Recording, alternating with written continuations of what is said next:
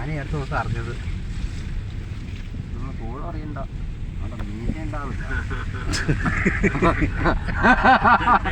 കാര്യങ്ങളൊക്കെ പറയാമല്ലോ. അത് ഞാൻ അടുത്ത ദിവസം അതിനെ കുറിച്ച് അറിഞ്ഞത്.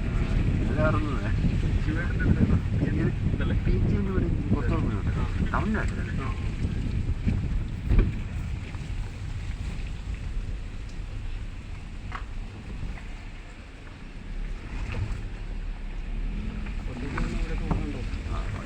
ഒരു ചെറിയ കുടുംബത്തിലോട്ടോ നല്ല സുന്ദരമായിട്ടാണ് വീട്ടിൽ ജീവിക്കാം.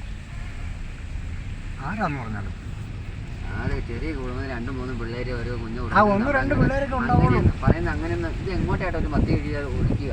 നമ്മൾ ചിന്തിക്കേണ്ട കുറേ കാര്യങ്ങളുണ്ട് അതിനകത്ത്. നമ്മൾ പറച്ചിലൊക്കെ എല്ലാവരും പറച്ചിൽ പറയും. ഞാനൊരു പക്കാ ബ്രോക്കറാ. അല്ല ഞാൻ പറയട്ടെ, ഈ 5 സെന്റ് 4 സെന്റ് സ്ഥലം മേടിക്കുന്നവര് അതേ പറഞ്ഞ അത് തന്നെ പറഞ്ഞു. ഇത് അതിനുള്ള ഒതുങ്ങി പറ്റുള്ളൂ. ഒതുങ്ങിയേ പറ്റുള്ളൂന്നേ. ചെറിയ കുടുംബത്തിൽ നമ്മുടെ 10 സെന്റ് സ്ഥലമുള്ളൂ.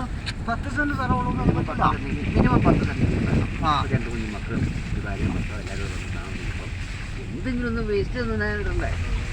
അതിന് നല്ല കുഴിയെന്നിട്ട് നിങ്ങൾ കുത്തിക്കുഴിയിലിട്ട് ഈ ചേട്ടൻ അവർ ആ പാർട്ടീനോട് തന്നെ. അവരെ ബീവറേജിന് നേരെ ഓപ്പോസിറ്റ് കടയുണ്ടവർക്ക്.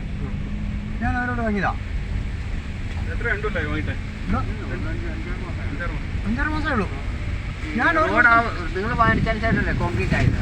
അതെ, ഞാൻ മേടിക്കുമ്പോൾ മണ്ണൊഴിയാ. അതിനുള്ള കോൺക്രീറ്റ് ആയത്.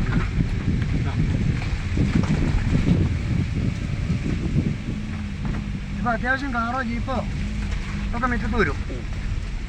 ബൈക്കോ ഓട്ടോറിക്ഷ ഒക്കെ വരും. അന്നും മഴക്കാലം കഴിഞ്ഞാൽ വരില്ലായിരുന്നു.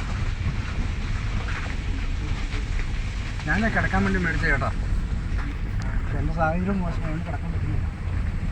ഞാൻ കിടന്നാലും കിടന്നില്ലായിരുന്നു. നിങ്ങൾ അതൊന്ന് എപ്പോഴെങ്കിലും ഒരു 2 പണിക്കാരൻ നിർത്തിയിട്ട് അതിൻ്റെ ചുറ്റോട്ടൊന്ന് തെറ്റിപ്പോരി ഒന്ന് വൃത്തിയാക്കി. അങ്ങനല്ല, നമ്മൾ എടുത്തു കൊടുത്തില്ല ഒന്നല്ല, അതൊന്ന് വൃത്തിയാക്കിയിടും. ഒന്ന് അടിച്ച് വാരി തുടച്ച്. അവിടെ നമ്മോട് ചോദിച്ചു കഴിഞ്ഞാൽ ഇതിനെല്ലാം തൊഴിലുറപ്പിന് പോകാൻ പറ്റില്ല. ഇതിന് കുഴപ്പമില്ല പോയന്മാരെ അതാണ് ചോദിച്ചത്. അതുകൊണ്ടാണ് കൊണ്ടുവരാതെ. ആ ചേട്ടായി എന്തോ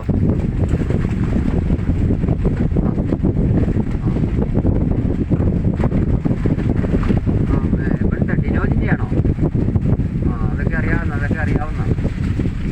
അത് അറിയാവുന്ന ചേട്ടാ. ഞാൻ പറഞ്ഞു അങ്ങോട്ട്